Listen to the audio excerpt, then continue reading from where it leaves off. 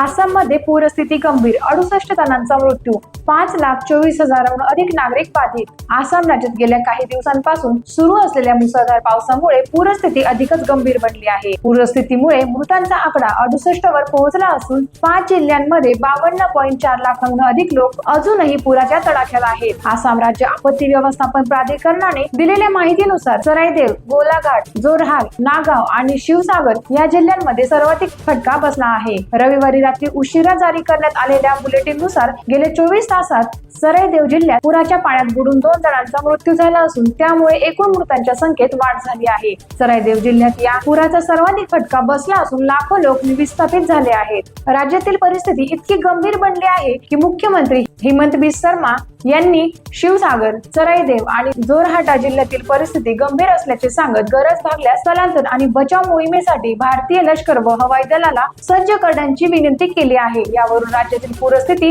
किती चिंताजनक बनली आहे याचा अंदाज येतो। दरम्यान अनेक जिल्ह्यांमध्ये रस्ते, पूल आणि इतर सार्वजनिक पायाभूत सुविधांचे मोठे नुकसान झाले असल्याचे स्पष्ट झाले आहे। तसेच नुमाडीगड येथे धनसिरी नदी अद्यापही धोकादायक पातळीवरून वाहत असल्यामुळे चिंता वाढली आहे। या भीषण पुराचा फटका केवळ नागरिकांनाच नव्हे तर पशुधनालाही मोठ्या प्रमाणात बसला असून हजारो जनावरे, कुक्कुटपालनाचेही नुकसान झाले आहे। बचाव पथक युद्ध पातळीवर मदत कार्य राबवत असून पूरग्रस्तांना सुरक्षित स्थळी हलविण्याचे काम सुरू आहे। दरम्यान पुढील काही दिवसात राज्यात मुसळधार पावसाचा इशारा कायम असल्याने प्रशासनासमोर आव्हाने अधिक वाढले आहे।